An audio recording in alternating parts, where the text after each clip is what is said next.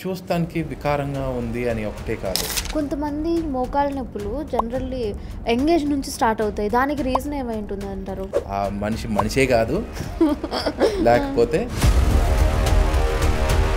మీరు ఇప్పుడు దాకా ఎన్ని కేసెస్తో డీల్ చేసి ఉంటారు? 400 స్పైన్ సర్జరీ. వెన్నుపూస నొప్పి అనేది ప్రతి మనిషికి వచ్చే ప్రాబ్లం. ఎందుకు వస్తుంది గూని అసలు? అడోలెసెంట్ ఇడియోపతిక్ స్కోలియోసిస్ అంటాం. ఓకే. ఇడియోపతిక్ అంటే అసలు దాని రీజన్ ఏంటో కూడా తెలియదు. లంగ్ కాంప్రమైజ్ అయ్యే ఛాన్స్ ఉంటుంది. ఓ, సో ఇట్లా రాకుండా ఉండడానికి ఏమన్నా చేయొచ్చా? అసలు ఇందుకు వస్తుంది అని కూడా చాలా మంది పిల్లలు వాళ్ళ వెయిట్ కంటే వాళ్ళ బ్యాగ్ వెయిట్ ఎక్కువ. ట్రూ అవును. మీ దగ్గరికి వచ్చిన ఒక యంగెస్ట్ చైల్డ్ ఎవరన్నా ఉన్నారా? 5 years old child. 5 years old. నా దగ్గరికి చాలా మంది పేషెంట్స్ వస్తారు. వచ్చి చెప్పేది ఏంటంటే, డాక్టర్ ఎక్సర్సైజ్ తప్ప అన్నీ చెప్పండి డాక్టర్. తట్టుకోలేకపోతున్నాను, ఆ పెయిన్ కిల్లర్ వేసుకుంటేనే నేను నుంచోగలుగుతాను, పని చేసుకోగలుగుతాను అని చెప్పేవాళ్ళు చాలా మంది ఉన్నారు. సొంతంగా డాక్టర్లు అయిపోవద్దు. సో అట్లా వచ్చినప్పుడు ఏం చేయొచ్చు తగ్గడానికి? ఆ పెయిన్ అప్పటికప్పుడు రిలీఫ్ కావాలి అంటే బ్రెయినే ఇట్లా సకిన్ అవుతుంది. మెడ నొప్పికి వెళ్ళినప్పుడు వన్స్ వాళ్ళు ఇట్లా మెడని తీసుకొచ్చి అటు ఇటు తిప్పారు, దొంగ డాక్టర్. అసలు ఒక మనిషి కూర్చున్నప్పుడు మినిమం ఎంతసేపు కంటిన్యూస్గా కూర్చోవాలి? మనిషిగా పుట్టిన ఎవరైనా సరే కంపల్సరీ బ్యాక్ పెయిన్ రావాల్సిందే. Hi hello, welcome to Aadhan. నేను చైతు. ఈరోజు మన స్టూడియోకి స్పైన్ సర్జన్ మధుకుమార్ గారు రావడం జరిగింది. సో ఆయన్ని నేను చాలా డౌట్స్ అడిగి తెలుసుకున్నాను అనమాట. అండ్ ముఖ్యంగా గూన్ వస్తూ ఉంటుంది పిల్లలకి అండ్ పెద్దవాళ్ళకు కూడా వస్తూ ఉంటుంది. అసలు అది ఎందుకు వస్తుంది? అండ్ మనం ఎక్కువసేపు కూర్చుంటే మనకి బ్యాక్ పెయిన్ వస్తూ ఉంటుంది, అది ఎందుకు వస్తుంది? అండ్ దానికి రెమెడీస్ ఏంటి? చిన్నపిల్లలు స్కూల్కి వెళ్ళేటప్పుడు స్కూల్ బ్యాగ్స్ ఎంత బరువు ఉండాలి అండ్ వాళ్ళు ఇప్పుడు ఎంత బరువును మోస్తున్నారు, దానివల్ల వచ్చే ఇంపాక్ట్స్ ఏంటి? సో ఇలాంటివన్నీ కూడా నేను ఆయనతో డిస్కస్ చేయడం జరిగింది. అండ్ ఆయన మంచిగా చాలా నీట్గా ఎక్స్ప్లెయిన్ చేశారనమాట. అసలు కొన్ని వింటే నిజమా అన్నట్లే ఉన్నాయి. So please don't miss to watch this podcast. And మీకు కూడా బ్యాక్ బోన్కి సంబంధించి కానీ లేకపోతే బోన్ హెల్త్కి సంబంధించి కానీ ఏమైనా డౌట్స్ ఉన్నాయి అని అంటే మా కింద కామెంట్ సెక్షన్లో కామెంట్ చేయండి. సో దట్ నేను నెక్స్ట్ వచ్చే డాక్టర్ని ఆ డౌట్స్ అన్ని అడిగి ఆన్సర్స్ తెలుసుకుంటాను. హాయ్ మధుకిరణ్ గారు. నమస్తే అండి. నమస్తే అండి, ఎలా ఉన్నారు? ఆల్ గుడ్ అండి. Okay. So as a spine specialist, spine surgeon, మీరు ఇప్పుడు దాకా ఎన్ని కేసెస్తో డీల్ చేస్తుంటారు? సో ఇప్పుడు ఏంటంటే, నేను ఆర్థోపెడిక్ బేసిక్ అన్న ట్రైనింగ్ అయితే MBBS తర్వాత ఆర్థోపెడిక్ సర్జరీ. సో దాని తర్వాత I did my fellowship in spine surgery NUHS సింగపూర్లో. And I've been working for as a consultant spine surgeon in Apollo Chennai అండి. దాని తర్వాత ఇప్పుడు హైదరాబాద్కి వచ్చి we're working here. And our clinic's name is Ortho Experts in Kondapur andi. Okay.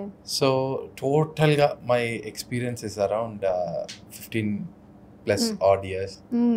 So ఏంటంటే ఈ 15 yearsలో we do a lot of variety of spine surgeries అండి. Okay. వెన్నుపూస నొప్పి అనేది ప్రతి మనిషికి వచ్చే ప్రాబ్లం, కామన్ ప్రాబ్లం అంటారు, చాలా కామన్ ప్రాబ్లం. అది ఇప్పుడు హైదరాబాద్లో ఏంటంటే చాలా మంది IT ఇండస్ట్రీ ఈ రిలేటెడ్ వాళ్ళు చాలా మంది ఉన్నారు. So you can just imagine we deal with quite a lot అండి. అవును మన చుట్టుపక్కలే చాలా మందిని చూస్తుంటాం డెఫినెట్గా. And yearly we do around say 400 spine surgeries అండి. 400 స్పైన్ సర్జరీస్? అవునండి. ఓకే. సో జనరల్గా చిన్నపిల్లల దగ్గర నుంచి మనకి గూన్ వస్తుంటుంది. ఎందుకు వస్తుంది గూని అసలు? Good question. ఇప్పుడు గూన్ అనేది ఒక 100 మందిలో చూసారంటే, in the sense like females are more prone అమ్మా. మేల్ టు ఫీమేల్ రేషియో చూసారంటే it will be around 4:1. Okay. And the second thing is ఏంటంటే గూని అనేది it is called as scoliosis. Okay. So ఈ స్కోలియోసిస్ ఏంటంటే దేర్ ఆర్ వేరియస్ టైప్స్, చాలా విధాల ఉంటుంది. ఏంటంటే చిన్నపిల్లల్లో వచ్చేది అడోలెసెంట్ ఇడియోపతిక్ స్కోలియోసిస్ అంటాం. ఇడియోపతిక్ అంటే అసలు దాని రీజన్ ఏంటో కూడా తెలియదు. కానీ ఈ స్కోలియోసిస్ అనేది పెద్దవాళ్ళు అంటే వాళ్ళ పేరెంట్స్ కానీ లేకపోతే వాళ్ళ అమ్మమ్మ తాతలు కానీ లేకపోతే వాళ్ళ ఫ్యామిలీలో ఎవరికైనా ఉండుంటే ఆ పిల్లలకి వచ్చే ఛాన్సెస్ ఆర్ దేర్. బట్ ఇట్లా గూని ఫ్యామిలీలో ఎవరికైనా ఉందంటే దీనికి కంపల్సరీ రావాలి అని ఏం లేదు, chances are there. So genetic predisposition is one of the cause. దాని తర్వాత ఈ అడోలెసెంట్ స్కోలియోసిస్ అంటాం. సో ఈ మెనార్కీ అంటే వాళ్ళ ఏజ్ అటైన్ అయ్యే కంటే ముందే ఈ కర్వ్ డెవలప్ అవుద్ది. అండ్ ఏజ్ అటైన్ అయ్యేటప్పుడు ఈ కర్వ్ ర్యాపిడ్గా డెవలప్ అవుద్ది. So most of the times ఇనీషియల్గా పట్టుకుంటే ఈ కర్వ్ మనం ఆపరేషన్ లేకుండానే డెఫినెట్గా ట్రీట్ చేయొచ్చు. గూనికి కూడా సర్జరీస్కి వస్తారా? Oh my god, you won't imagine. అసలు గూని ప్రాబ్లంకి అసలు ఎంత డిఫార్మిటీ ఉంటుందంటే అది ఓన్లీ చూస్తానికి వికారంగా ఉంది అని ఒకటే కాదు, లంగ్ కాంప్రమైజ్ అయ్యే ఛాన్స్ ఉంటుంది, రికరెంట్ ఇన్ఫెక్షన్స్ వస్తాయి, హార్ట్ ప్రాబ్లమ్స్ వస్తాయి. కొందరికైతే ఈ రిబ్ కేజ్ ఉంది కదా, ఈ రిబ్ కేజ్ అయితే ఈ తొంటి భాగాన్ని రబ్ చేస్తా బాగా నొప్పి క్రియేట్ చేస్తుంది. సో బాగా ఇట్లా లైక్ ఇప్పుడు రీసెంట్గా పుష్ప కూడా వచ్చింది కదా అది. సో అట్లా బాగా గూన్ వచ్చిందంటే మాత్రం ఇనీషియల్గానే పికప్ చేస్తే డెఫినెట్గా వాళ్ళకి we can try avoiding a surgery. కానీ ఇట్లా పికప్ చేయకుండా చాలా కాలం వదిలేస్తూ ఉంటే chances are high that they will progress and operation చేయాల్సిన అవసరం ఉంటుంది. అంటే యాంగిల్స్ ఉంటాయా, అంటే ఈ యాంగిల్లో చేయాలి అని? ఇప్పుడు ఏంటంటే గూని వచ్చి దేర్ ఆర్ వేరియస్ యాంగిల్స్ అమ్మా. సో బేసిక్గా మనం ఈజీ రికగ్నైజేషన్ కోసం కాబ్ యాంగిల్ అని ఒకటి ఉంటుంది. సో అది మ్యాక్సిమం ఎక్కడైతే టర్న్ అయి ఉందో ఆ టర్నింగ్ యాంగిల్ని మనం చూసుకుని మెషర్ చేస్తాం. మెషర్ చేసినప్పుడు 40 degrees కంటే తక్కువ ఉందంటే doesn't matter what ever it is, అసలు ఆపరేషన్ చేయాల్సిన అవసరం లేదు. కానీ 40-45 దాటింది అనుకోండి, అప్పుడు ఛాన్సెస్ ఏంటంటే per year almost 3 to 5 degrees వరకు గూని పెరుగుతుంది. అండ్ పెరుగుతుంది. అండ్ మెనార్కీ అటైన్ అంటే ఏజ్ అటైన్ అయ్యేటప్పుడు ఏమవుతుందంటే ఈ గూని బాగా ఎక్కువ ప్రోగ్రెస్ అవుతుంది. సో అంటే చిన్నపిల్లల్లో గూని వస్తుంది కదా జనరల్లీ, సో అప్పుడు మనకి ఎట్లా తెలుస్తుంది వాళ్ళకి ఇది ఫ్యూచర్లో ఇది వాళ్ళకి ఇబ్బంది అవుతుంది అని అలా తెలుసుకోవచ్చా? ఎస్, ఇప్పుడు చిన్నప్పుడు గూని వచ్చింది అనుకోండి, ఏం చేయాలి? Most of the western countries like సింగపూర్లో కానీ లేకపోతే మోస్ట్ ఆఫ్ ద వెస్టర్న్ కంట్రీస్లో స్కూల్ స్క్రీనింగ్ ప్రోగ్రామ్స్ అని ఉంటాయి. సో దానిలో ఏం చేస్తారు, ఏం లేదు, ఒక గోనియోమీటర్ అని ఒకటి ఉంటుంది, అది తీసి పాపనో బాబునో కొంచెం బెండ్ చేయమని వెనకాల పెడతారు. పెడితే ఆ యాంగిల్ కొంచెం తిరుగుతుంది. సో వెనకాల హంప్ అంటే కొంచెం ఒక మన షోల్డర్ బ్లేడ్ ఉంది కదా, ఆ భాగం కొంచెం పైకి వెళ్తుంది. సో ఆ గోనియోమీటర్ అనే అపారటస్లో మనకు తెలిసిపోద్ది. ఇఫ్ అట్ ఆల్ రీడింగ్స్ అయితే ఆ 20-30 కంటే ఎక్కువ ఉంది అని చూసారంటే వాళ్ళు వెంటనే డాక్టర్కి రెఫర్ చేస్తారు. సో అప్పుడు డాక్టర్ ఏం చేస్తారు, ఎక్స్రేస్ తీస్తారు. ఎక్స్రేస్ తీస్తే మనకి తెలుస్తుంది.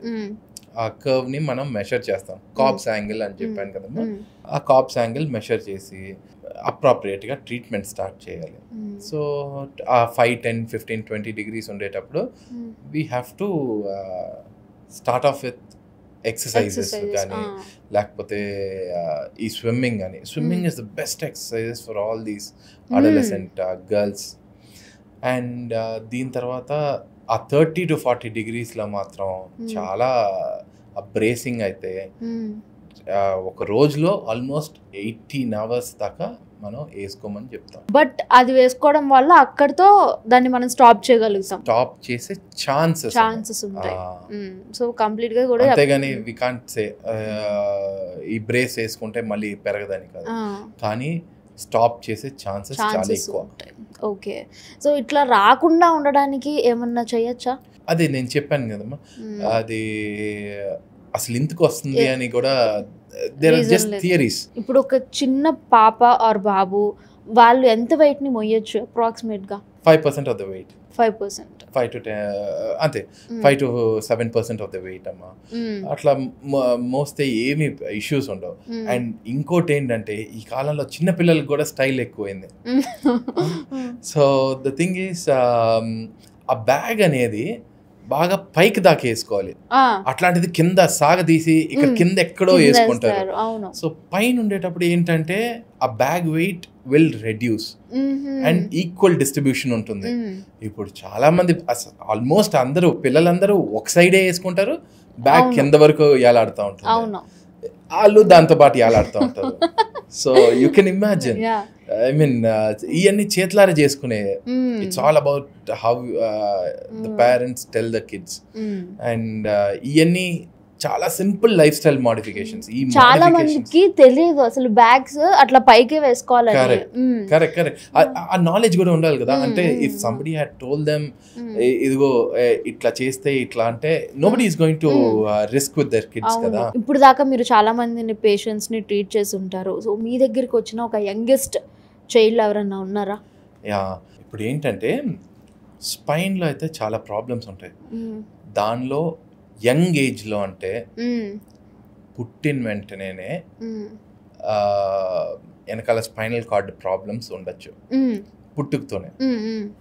సో దాని తర్వాత ఇప్పుడు we've operated on, say, I mean, in collaboration with the neurosurgeons, we've operated even on a 6 months old child. 6 months old?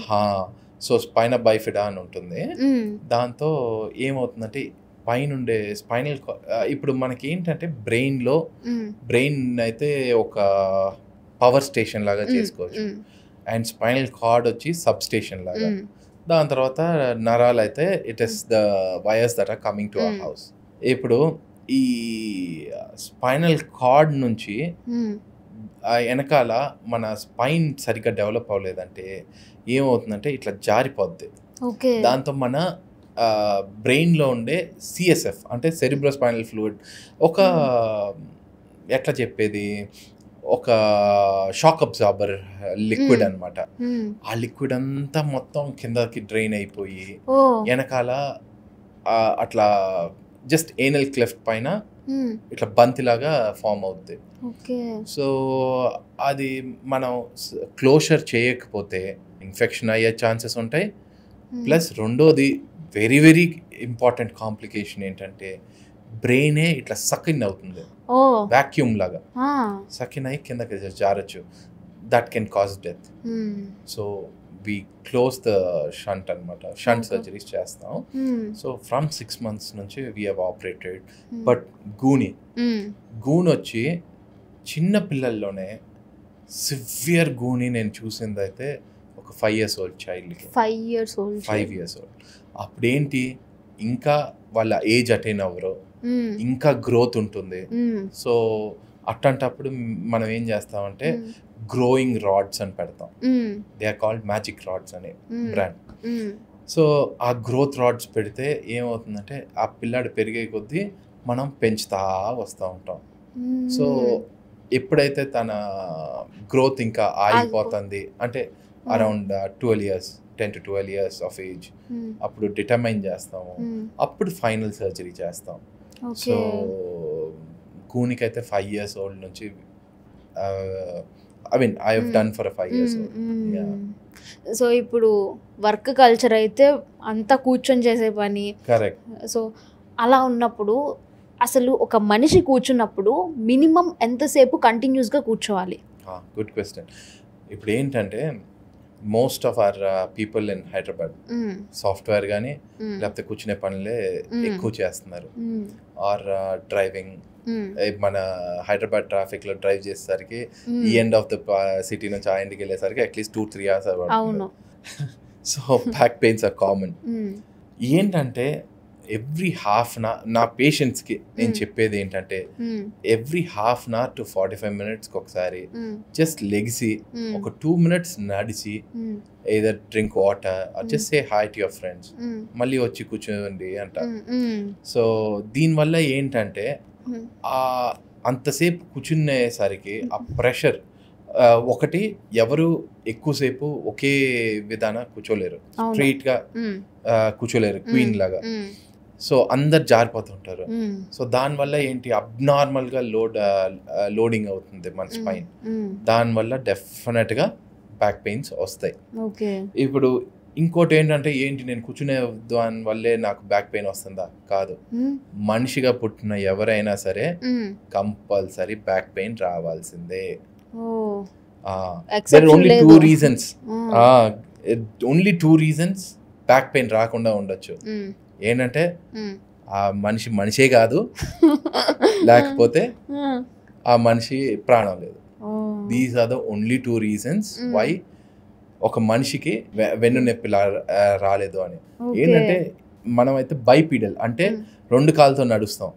2 కాళ్ళతో నడిచే అందరికీ కంపల్సరీ బ్యాక్ పెయిన్ వస్తుంది. బ్యాక్ పెయిన్ అవాయిడ్ చేయొచ్చు.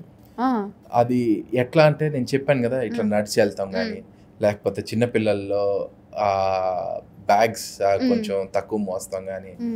అండ్ మూడోది ఏంటంటే ఇప్పుడు ఎవరికి టైం లేదు. అందరు చెప్పేది, నా దగ్గరికి చాలా మంది పేషెంట్స్ వస్తారు, వచ్చి చెప్పేది ఏంటంటే డాక్టర్ ఎక్సర్సైజ్ తప్ప అన్నీ చెప్పండి డాక్టర్. అది కదా కరెక్ట్. సో ఏంటంటే బ్యాక్ పెయిన్ కోసం మెడిసిన్స్తో అట్లా అలవాటు అయిపోయారు జనాలు. సో ఈ pain killer it's not a joke. Pain killer ఎక్కువ రోజులు తీసుకుంటే కిడ్నీ అయితే చట్నీ అయిపోద్ది. సో బ్యాక్ పెయిన్ కానీ లేకపోతే ఎనీ పెయిన్స్కి పెయిన్ కిల్లర్ అంతకాలం తీసుకోకూడదు. We write pain killers, we give pain killers. కానీ నొప్పి కోసం ఎక్కువ రోజులు తీసుకుంటే కిడ్నీ డ్యామేజెస్ అవుతాయి, దానివల్లే క్రానిక్ రీనల్ ఫెయిలియర్స్ అవుతాయి. సో దయచేసి ఎవరైతే చూస్తున్నారో వాళ్ళు మాత్రం పెయిన్ కిల్లర్స్ ఎక్కువ రోజులు తీసుకోవద్దు. Very very very very important. ఏ డాక్టర్ అయినా సరే ఒక 5 days నుంచి 10 days వరకు ఇస్తారు అంతే. సరే ఇంట్లో ఉంది కదా అనేసి వేసేసుకుంటా ఉండకూడదు. Most of the elderly population అయితే అసలు ఇంట్లో ఉంది కదా అయిపోయిందంటే మనవడితో చెప్తారు, మనవరాలతో చెప్తారు, కొడుకుతో చెప్తారు, కోడలతో చెప్తారు, అందరితోనూ చెప్తారు కొనుక్కుని రమ్మని. అట్లా అసలు చేయొద్దు. తట్టుకోలేకపోతున్నాను, ఆ పెయిన్ కిల్లర్ వేసుకుంటేనే నేను నుంచోగలుగుతాను, పని చేసుకోగలుగుతాను అని చెప్పేవాళ్ళు చాలా మంది ఉన్నారు. కరెక్ట్. అది కొడుకు కానీ కూతురు కానీ కోడలు కానీ ఎవరైనా సొంతంగా డాక్టర్లు అయిపోవద్దు. మసాజ్లు చేయొద్దు, లేకపోతే వాళ్ళకి డాక్టర్ ఎప్పుడో ఇచ్చిన పెయిన్ కిల్లర్ ఇవ్వద్దు. కరెక్ట్ సిట్టింగ్ పోస్చర్ ఏది అని అంటారు మీరు? ఇప్పుడు ఏంటంటే బేసిక్గా ఇప్పుడు నేనే చూడండి ఇట్లా కూర్చున్నాను కదా, స్ట్రైట్గా కూర్చోవాలి అండ్ బ్యాక్ స్ట్రైట్గా ఉండాలి అండ్ కొంచెం ఫార్వర్డ్గా సిట్టింగ్ చేయాలి అండ్ వెనకాల ప్రాపర్గా సపోర్ట్ కూడా ఉండాలి. సో అట్లానే కరెక్ట్ స్టాండింగ్ పోస్చర్ కూడా ఉంటుందా? ఇప్పుడు ఏంటంటే ఏ మనిషి అయినా ఎక్కువసేపు స్ట్రైట్గా నుంచోలేరు. సో ఒకసారి ఈ కాలు మీద వెయిట్ వేస్తారు, ఒకసారి అదర్ కాలు మీద వెయిట్ వేస్తూ ఉంటారు. సో ఇట్లా జరుగుతూనే ఉంటారు. సో ఏంటంటే స్టాండింగ్ పాస్చర్ అనేది ఫస్ట్ మనం చూసుకోవాల్సిందే మన షూస్, ప్రాపర్ షూస్ వేసుకుంటున్నావా అని. Most of the formal shoes కూడా ఏంటంటే pointy shoes might not be the best. రెండోది ఏంటంటే హీల్స్ అయితే లేడీస్కి చాలా బాగుంటుంది అనేసి వేసుకుంటారు, కానీ ఎక్కువసేపు వేసుకుంటే you will damage your spine అండి. 2 inches 3 inches వేసేసుకుంటారు. కరెక్ట్ అసలు అబ్బో they look good on calves but not on your spine అండి. Not good for your spine. కొంతమంది మోకాళ్ళ నొప్పులు జనరల్లీ యంగేజ్ నుంచి స్టార్ట్ అవుతాయి. దానికి రీజన్ ఏమై ఉంటుంది అంటారు? యంగేజ్ నుంచి అంటే మన క్వాడ్రిసెప్స్ అంటే మన థై మసిల్స్ అయితే వీక్గా ఉన్నాయి, లేకపోతే ఎక్సర్సైజెస్ లేవు, లేకపోతే బాగా లావుగున్నారు, వీళ్ళందరికీ స్టార్ట్ అవుతాయి. And there are few more problems. దానిలో ఒక చిన్న ప్రాబ్లం ఏంటంటే ఇప్పుడు మన పళ్ళల్లో ఎనామిల్ పోయింది అనుకోండి, చల్లటి నీళ్ళు తాగితే సుర్క్మని నొప్పి పుడుతుంది కదా. సేమ్ వే మన మోకాల్లో కార్ట్లేజ్ అని ఉంటుంది, కార్ట్లేజ్ లాస్ అయినా కూడా అట్లా నొప్పులు వస్తాయి. బేసిక్గా స్పైన్కి కానీ మోకాళ్ళకి కానీ walking up stairs, walking down stairs చాలా మంచి ఎక్సర్సైజ్. కానీ అని క్లియర్గా చెప్పుతున్నా, ఎప్పుడైతే బ్యాక్ పెయిన్ స్టార్ట్ అయిందో లేకపోతే మోకాళ్ళ నొప్పులు స్టార్ట్ అయినాయో అవాయిడ్ చేయండి. That is very very important అనమాట. అండ్ మూడోది ఏంటంటే, మా బామ్మ కింద కూర్చునేది 90 ఏళ్ళ దాకా, మా నాయనమ్మ కూర్చునేవారు, ఇది అది అంటారు. కరెక్టే కూర్చున్నారు, కానీ బ్యాక్ పెయిన్ ఉండే వాళ్ళకి లేకపోతే మోకాలు అరిగిపోయిన వాళ్ళకి హాస్పిటల్ వేసుకొని కింద కూర్చుంటాం, కానీ లేకపోతే ఇండియన్ టాయిలెట్ స్టైల్లో కొంచెం అట్లా స్క్వాట్ చేసి కూర్చుంటాం, కానీ చేస్తే ఎక్కువ వెయిట్ పడుతుంది. సో డిస్క్ మీద చాలా ప్రెషర్ పడుతుంది అండ్ మోకాల్ మీద కూడా చాలా ప్రెషర్ పడుతుంది. So not a good thing to do. కొన్ని we have to change over to modern అమ్మా. కొన్ని పాతకాలపులో చేసేయన్ని చాలా మంచి. సో అదనమాట. ఓకే. సో ఇప్పుడు ఇలానే కూర్చొని ఉంటాం, బట్ కొంతసేపటికి మనకి ఈ ప్లేస్లో, ఈ భుజం ప్లేస్లో నొప్పి వస్తూ ఉంటుంది. అది నెక్ నుంచి షోల్డర్ వరకు వస్తూ ఉంటుంది. ఎందుకు వస్తుంది అట్లా? ఇప్పుడు మోస్ట్ ఆఫ్ ద టైమ్స్ ఏంటంటే మసిల్ స్పాసం. ఇప్పుడు చాలా మంది ఏంటంటే computers, desktop computers, I totally agree, it's your work, మీ వృత్తి, మీరు డెఫినెట్గా వర్క్ చేయండి, తప్పే లేదు. కానీ అదే డెస్క్టాప్ని ల్యాప్టాప్గా పెట్టుకుని కిందకి చూసి మరి వాళ్ళైతే టైపులు కొడతా ఉండేసరికి ఏమవుతుందంటే there is a concept called text neck syndrome. ఇప్పుడు బేసిక్గా మీకు అర్థం కావాల్సింది ఏంటంటే, యావరేజ్గా ఒక హ్యూమన్ బీయింగ్ తల అయితే ఒక 4 to 5 kgs ఉంటుంది, 4.5 to 5 kgs ఉంటుంది. అదేంటి, ఇట్లా స్ట్రైట్గా చూసేటప్పుడు ఎవ్రీ 15 degrees మనం బెండ్ చేసేటప్పుడు ఎక్స్పోనెన్షియల్గా ఇంక్రీజ్ అవుతుంది. అంటే 5 kilos 10 kilos అవుద్ది ఒక 15 degreesకి, మళ్ళీ 15 నుంచి ఒక 30 degrees కంటే మళ్ళీ అదొక డబుల్ అయిపోద్ది. 10 నుంచి అట్లానే 25, 35, 45 అట్లా పెరుగుతూనే ఉంటుంది. 60 degrees ఆల్మోస్ట్ 75 kgs అయిపోద్ది మన తల వెయిట్. మన అంటే that is the amount of pressure పడుతుంది మన డిస్క్స్ మీద. 70 kgs అంత వెయిట్ ఉండే తలలాగా మన డిస్క్ మీద ప్రెషర్ పడుతుంది. ప్రాబ్లం ఏంటి, లంబార్ స్పైన్ అంటే కింద తొంటి దగ్గర ఉండే స్పైన్ అయితే పెద్దగా ఉంటాయి, ఇంకా డిస్క్స్ అయితే కూడా పెద్దగా ఉంటాయి, అది టఫ్గా ఉంటాయి. కానీ మెడలో అయితే చాలా సన్నగా ఉంటుంది, ఫైన్గా ఉంటుంది, ఇంకా నరాలు కూడా చాలా దగ్గరే ఉంటాయి. సో ఏంటంటే అంతసేపు చేస్తూ ఉంటే ఆ డిస్క్ బయటకు వచ్చి నరాల్ని ప్రెస్ చేసేసరికి పైనుంచి కింద దాకా లాగేస్తూ ఉంటుంది. ఓకే. సో అట్లా వచ్చినప్పుడు ఏం చేయొచ్చు తగ్గడానికి, ఆ పెయిన్ అప్పటికప్పుడు రిలీఫ్ కావాలి అంటే? ఇప్పుడు అట్లాంటి నొప్పులు వచ్చినప్పుడు ఫస్ట్ థింగ్ చేయాల్సింది ఏంటంటే, లెగ్సి నుంచోండి, నెక్ ఎక్సర్సైజెస్ చేయాలి, physiotherapy exercises, just common exercise. ఇట్లా పైకి చూస్తాం, కిందకి చూస్తాం, సైడ్కి చూస్తాం, నెక్ సైడ్కి చూస్తాం. దీన్ని ఐసోమెట్రిక్ ఎక్సర్సైజెస్ అంటాం. అవన్నీ చేసినా కూడా మనకి తగ్గట్లేదు, సుర్క్ మన చెయ్యి మొత్తం వస్తుంది, లేకపోతే చెయ్యిలో తిమ్మిర్లు వస్తున్నాయి, లేకపోతే వీక్నెస్ వస్తుంది, లేకపోతే చెయ్యి అయితే ఇట్లా ట్రెమర్స్ వస్తున్నాయి, అంటే ఇట్లా ఊగిపోతా ఉన్నాయి. అట్లాంటప్పుడు కంపల్సరీ డాక్టర్ని చూడండి. Especially spine surgeon is the best. అంతేగాని ఆర్థోపెడిక్ సర్జన్ లేకపోతే జనరల్ ఫిజిషియన్ అట్లా కాదు. అంతే అందరు డయాగ్నోస్ చేయగలుగుతారు కానీ spine surgeon will be the best person. ఏంటంటే మోస్ట్ ఆఫ్ ద టైమ్స్ ఈ నెక్ పెయిన్ అయితే హార్ట్ అటాక్ లాగా అనిపిస్తుంది. అయ్యో నా లెఫ్ట్ చెయ్యి నొప్పి హార్ట్ అటాకా అనేసి భయపడాల్సిన అవసరం లేదు. హార్ట్ అటాక్ అనేది సివియర్ స్టాబింగ్ పెయిన్ లాగా ఉంటుంది. వేరస్ స్పైన్ పెయిన్ అయితే తిమ్మిర్లు లేకపోతే సుర్క్మని నెప్పొడతాలు లేకపోతే లాగేస్తాలు అట్లా ఉంటుంది. సో ఆ డిఫరెన్స్ కూడా తెలుసుకోవాలి డెఫినెట్ గా. సో కొంతమందికి స్పైన్ టప్ టప్ టప్ అని సౌండ్ వస్తూ ఉంటుంది ఎప్పుడన్నా వాళ్ళు ఇట్లా అన్నా అది అలా ఎందుకు వస్తుంది? బేసిక్ గా ఏంటంటే ఎనీ జాయింట్ ఉట్టి స్పైన్ ఒకటే కాదు, కొందరైతే ట్రుక్ ట్రుక్ అని ఇట్లా తిప్పుకుంటారు. ఎనీ జాయింట్ ఆక్సిజన్ ఉంటుందమ్మా. సో ఇట్లా నకిల్స్ బ్రేక్ చేసేటప్పుడు టక్ టక్ టక్ అని సౌండ్ వస్తుంది. అదేం లేదు, ఆక్సిజన్ రిలీజ్ అవుతుంది జాయింట్ నుంచి, అంతే. So it is not at all an issue.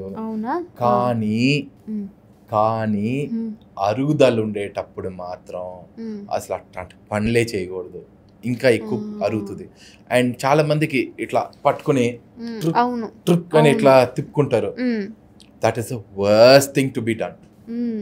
ఎంత డేంజరస్ అంటే సడన్ గా స్టక్ అయ్యే ఛాన్సెస్ ఉంటుంది. స్టక్ అవుతా ఉంటే ఏంటి, అక్కడ జాయింట్స్ ఉంటాయి, ఫెసెట్ జాయింట్స్ అని ఉంటాయి, అది డిస్లొకేట్ కానీ లేకపోతే సబ్లక్సేట్ అంటే లైట్ గా అట్లా తిరిగిపోద్ది, అది సెట్ చేయలేరు. సో అప్పుడు ఇమ్మీడియట్ గా ఎమర్జెన్సీకి రష్ అయితే అప్పుడు అనస్థీసియాలో సెట్ చేయాల్సిన అవసరం ఉంటుంది. So it can become life threatening one.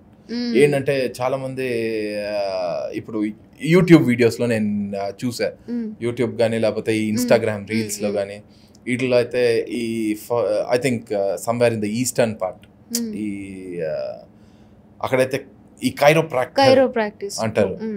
కైరోప్రాక్టర్కి there's a role, నేను నో అన్ను, కానీ ఎక్స్ట్రీమ్స్ పట్టేసుకుని కరెక్ట్ అని అట్లా తిప్పేస్తారు, దాంతో పారాలిసిస్ అయిపోయి నాళ్ళు చాలా మంది. మసాజ్లో కూడా ప్రాపర్గా సర్టిఫైడ్ వాళ్ళ దగ్గరికి వెళ్ళి చేయించుకుంటే పర్వాలేదు. ఇప్పుడు నేను ఒకసారి ఈ కుట్రాలం ఫాల్స్ అని ఒకటి ఉంది, ఆ కుట్రాలం ఫాల్స్ కిందే ఈ మసాజ్ చేసే వాళ్ళు చాలా మంది ఉంటారు. వాళ్ళ దగ్గర చాలా మంది చేసుకుంటుంటారు, వాళ్ళు అయితే తిప్పేస్తారు. ఎప్పుడు ఈ పేషెంట్కి ఈ పర్సన్కి పారాలిసిస్ అయిపోద్దా అని భయం నాకు వస్తుంది చూస్తే. అంత భయంకరంగా ఉంటుంది. మసాజ్ లో కూడా అంత భయంకరంగా చేస్తారు. ఎందుకు అంత దూరం వెళ్ళక్కర్లా. ఇప్పుడు చాలా మందికి ఇంట్లోనే మసాజ్ థెరపిస్ట్ వచ్చి చేసే ఇది ఉంటుంది, సర్టిఫైడ్ కానీ లేకపోతే ట్రైన్డ్ థెరపిస్ట్ చేశారంటే చాలా రిలాక్సింగ్ ఉంటుంది, చాలా మంచిది. కానీ డబ్బులు తక్కువ తీసుకుంటున్నాడు, వీడు మనని చేపలాగా బాగా రుద్దుతున్నాడు ఇట్లా అనుకుని చాలా మంది చేయించుకుంటారు. వాళ్ళకి మాత్రం ఒక కాషన్ వర్డ్, మీకు కానీ స్పైన్ పెయిన్ కానీ లేకపోతే నెక్ పెయిన్ కానీ లేకపోతే మోకాళ్ళు కంప్లీట్గా అరిగిపోతే కానీ చేయించుకోమాకండి, బాగా ప్రాబ్లం వచ్చే ఛాన్స్ ఉంటుంది, జాగ్రత్త. కైరోప్రాక్టిస్ చేసిన వాళ్ళందరూ ఎడ్యుకేటెడ్ డాక్టర్స్ ఏనా అంటారు వాళ్ళు? కైరోప్రాక్టర్ కూడా ఇట్స్ ఎ కోర్స్ అమ్మా. ఇప్పుడు జనరల్లీ ఒక కైరోప్రాక్టిస్ అంటే ఇది నిజంగా జరిగిన ఇష్యూ, మెడ నొప్పికి వెళ్ళారు. సో మెడ నొప్పికి వెళ్ళినప్పుడు వన్స్ వాళ్ళు ఇట్లా మెడని తీసుకొచ్చి అటు ఇటు తిప్పారు, బట్ అది సెట్ అవ్వకుండా ఇంకా పెయిన్ పెరిగింది అని అంటే దాన్ని మనం నెగిటివ్గానే చేసుకోవచ్చా, అంటే నెగిటివ్ అనే తీసుకోవచ్చా? అట్లా చేశారంటే హీస్ అ క్వాక్ అమ్మా. క్వాక్ అంటే దొంగ డాక్టర్.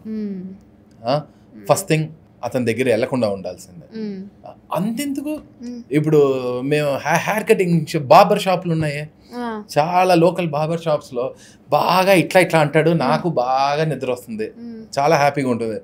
ఎప్పుడైతే ఇక్కడ కింద చేయి పెట్టి పైన చేయి పెట్టాడో ఆపేయి అంట, అట్లా తిప్పనివ్వకూడదు. అదే నేను చెప్తున్నాను కదా.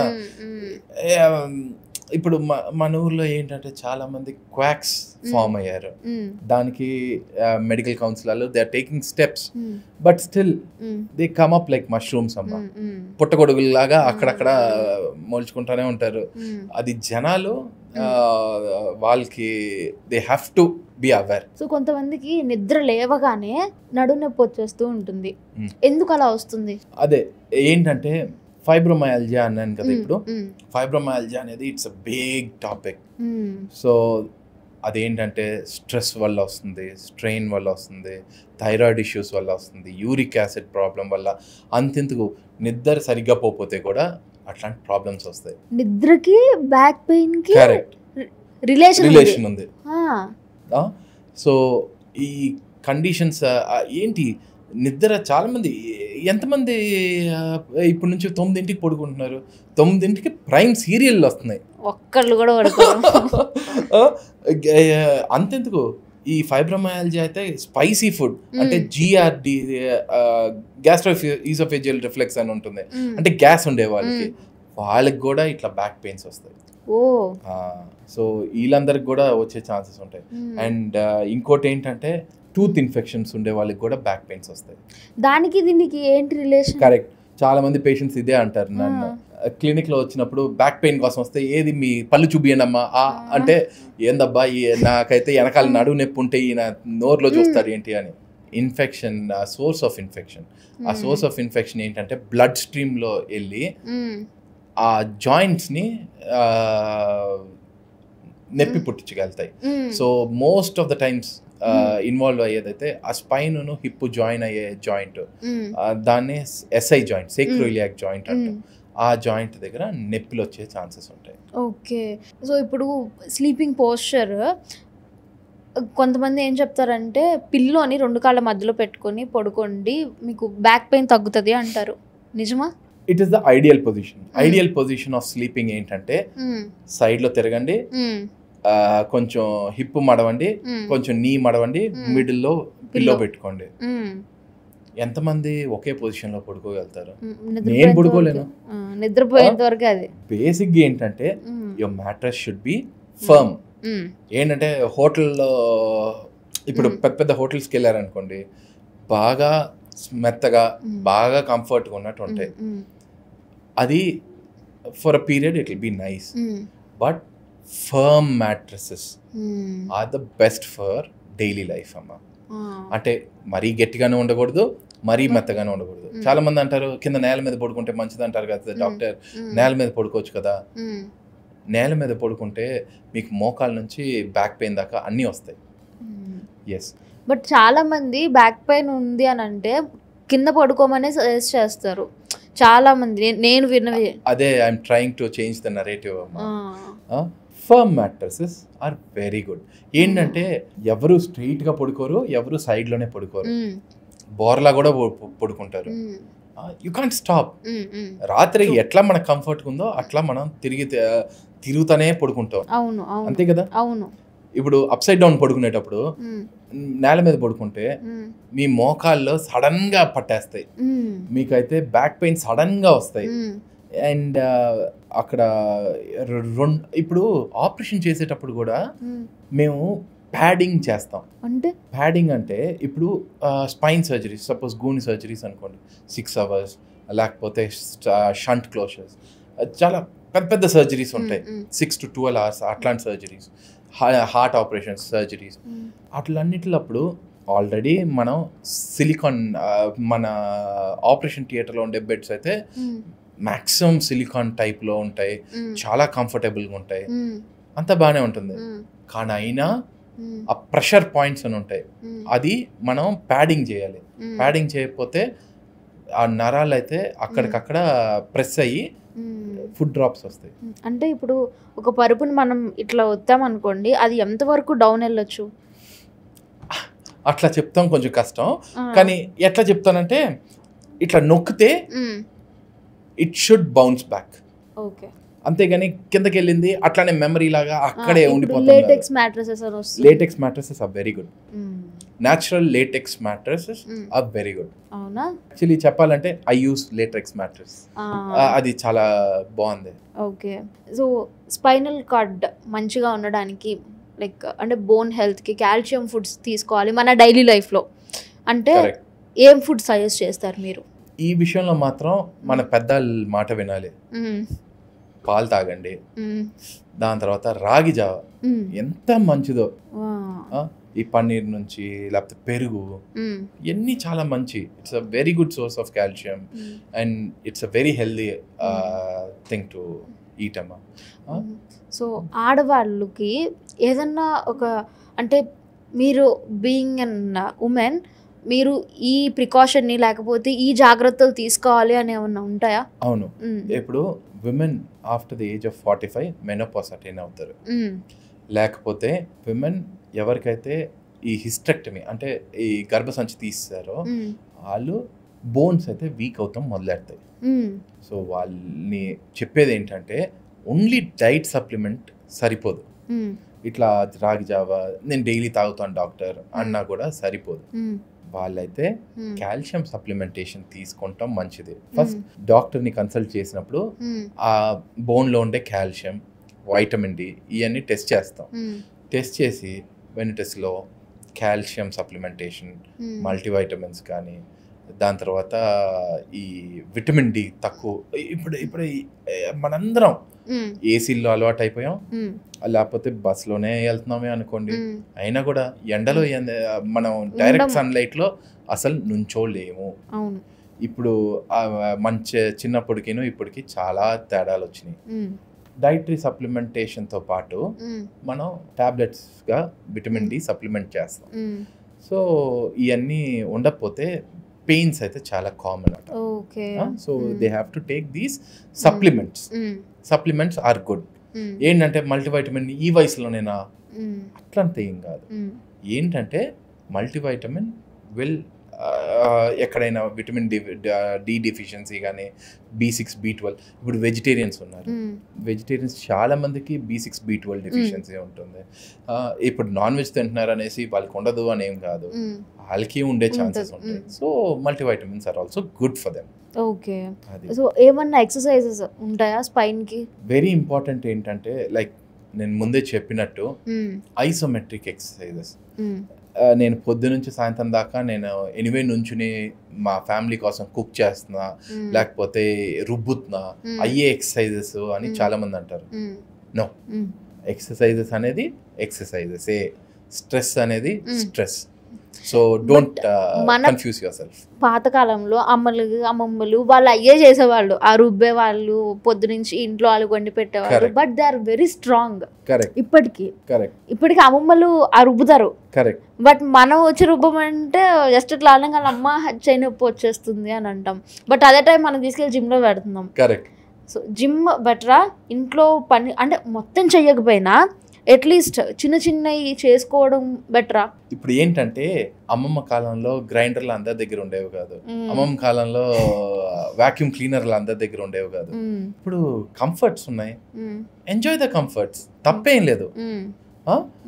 కానీ యూ హ్యావ్ టు కేటాయించాలి, కొంచెం టైం కేటాయించాలి మనకి. అట్లాంటప్పుడు ఏం చేయాలి? అట్లీస్ట్ జిమ్కి వెళ్ళి వర్కౌట్ చేయాలి, లేకపోతే ఇంట్లో అయినా వర్కౌట్ చేయాలి. ఇదర్ ఇంటి పనులు ప్రాపర్గా చేసుకోండి, లేదంటే అట్లీస్ట్ జిమ్కి వెళ్ళి అయినా మన హెల్త్ కోసం మనం కొంచెం టైం కేటాయించాలి. ఎంత సంపాదించినా ఏం యూసే ఉండదు. 40 years తర్వాత అయ్యో నొప్పులు అని మూలుగుతూ ఉండే కంటే హ్యాపీగా హెల్దీగా ఉంటే ఆ వర్క్ చేసినందుకు యూస్ ఉంటుంది. యోగాకి స్పైన్కి రిలేషన్ ఉంటుందా? డెఫినెట్గా. నా పేషెంట్స్ అందరికీ నేను చెప్పేదల్లా ఏంటంటే యోగా చేస్తున్నారంటే కంపల్సరీ చేయండి.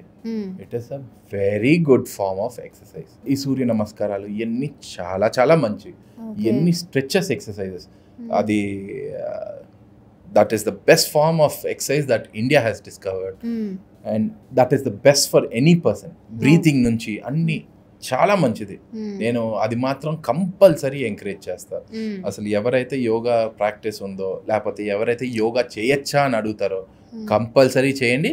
కానీ మరీ ఎక్స్ట్రీమ్స్కి వెళ్ళిపోమాకండి, మరీ చుట్టి తిరిగిపోతాలు అవన్నీ వద్దు, ఒక లెవెల్ వరకు. సో ఫైనల్లీ స్పైనల్ కార్డ్ గురించి మిత్స్ ఏమైనా ఉన్నాయా? మీ దగ్గరికి పేషెంట్స్ చాలా మంది వస్తారు కాబట్టి. Very good. ఇప్పుడు ఏంటంటే స్పైన్ సర్జరీ చేసుకుంటే పడిపోతారు, కాలు పడిపోతాయి, లేకపోతే పారాలిసిస్ అయిపోయి ఇంట్లో ఒక మూల పడాల్సిందే, ఇవన్నీ చెప్తారు. It's all false. Spine surgery అయితే చాలా ఎవాల్వ్ అయింది. అండ్ స్పైన్ సర్జరీ చేస్తానికి స్పెసిఫిక్గా స్పైన్ డాక్టర్స్ క్రియేట్ అయ్యారు. సో పెద్ద నొప్పి వచ్చింది అని చెప్పి అట్లను హర్రీ అవ్వకూడదు, చిన్నదే కదా అని వదిలేయకూడదు. కరెక్ట్. ఒక స్పైన్ సర్జన్ దగ్గర నుంచి ఫస్ట్ ఒక ఒపీనియన్ తీసుకుంటాం మంచిది. సో థ్యాంక్ యూ డాక్టర్ గారు, ఈరోజు మా స్టూడియోకి వచ్చి మీరు ఇంత బిజీగా ఉన్నా కూడా టైం మా కోసం కేటాయించి ఇంత మంచి ఇన్ఫర్మేషన్ మాకు ఇచ్చినందుకు thank you so much. Thank you.